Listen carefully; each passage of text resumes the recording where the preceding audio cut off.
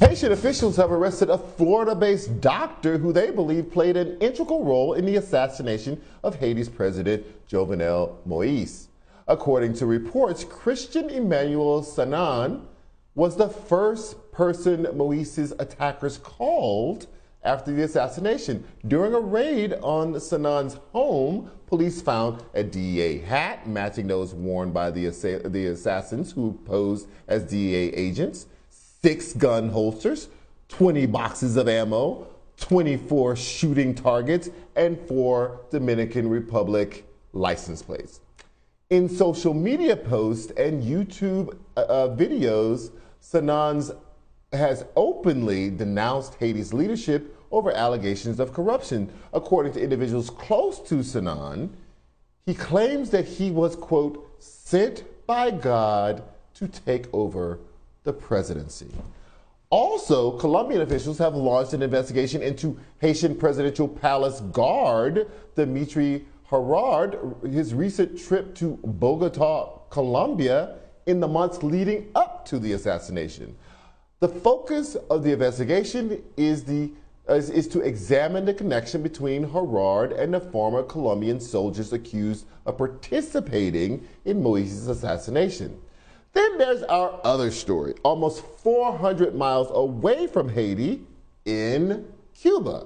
At least 80 protesters and activists have been arrested as thousands of Cubans took to the streets to protest Cuba's economic woes. Cuba's food and medical resources have been depleted due to the pandemic and tightened U.S. sanctions. According to health officials in Cuba, conditions will worsen as Cuba recorded its highest single-day number of new COVID cases on Sunday. Cuban activists have called for President Miguel Díaz-Canel to step down, to which he responded by urging his supporters to confront protesters physically. President Díaz-Canel has also blamed much of the unrest on minority counter-revolutionaries who he alleges are U.S.-financed mercenaries. Joining us to provide more insight on both those stories is Frances Robles, national and foreign correspondent for the New York Times. Frances, how are you? I'm doing well. Thanks for having me. Great. So first, let's start with Haiti. Just trying to catch ourselves up on all of the twists and turns in this story. The gentleman at the center of the investigation now, is he just kind of a rogue agent, lone ranger operating on his own, or is there any insinuation that he was helped in any way, directed by anyone, either in Haiti or outside of it?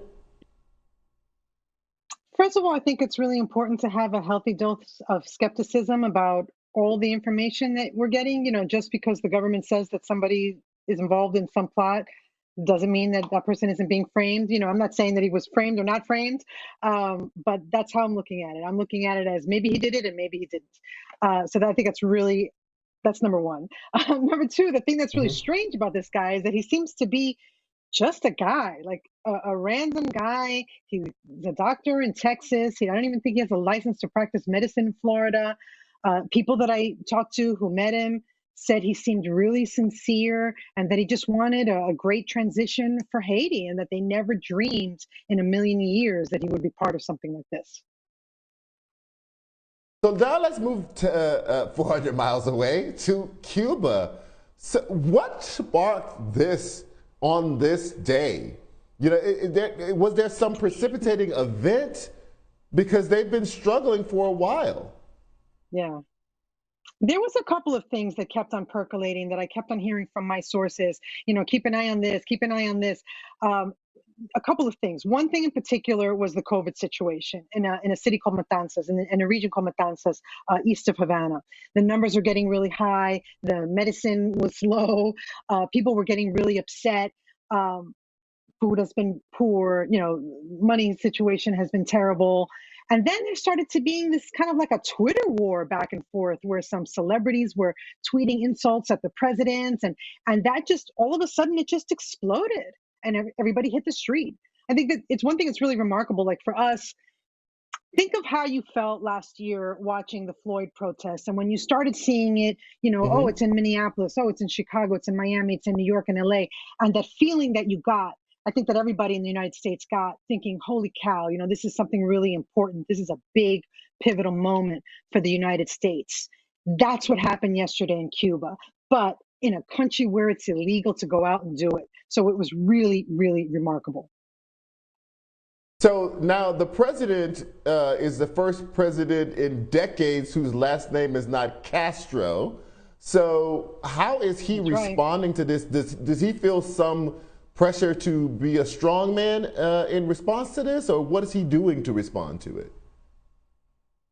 He did a couple of things that were really unusual, really astounding for the Cuban government. They acknowledged the protests immediately, almost actually in real time. He went down there to the community and then very quickly broke into national programming on television and basically hit the street, have at him, have at him. It was like this close to calling for people to take up arms against one another. It was really, really remarkable. He said, quote, over our dead bodies. That's basically what, if they want to get rid of the Cuban government, they're going to have to kill us, is essentially what he said. So now, part of what's causing the economic woes or the economic strain now is some policies enacted under Trump that have yet to be rescinded under Biden. Why do you think that is? Why is the Biden administration dragging its feet on that? Do they not agree that the previous policies were working?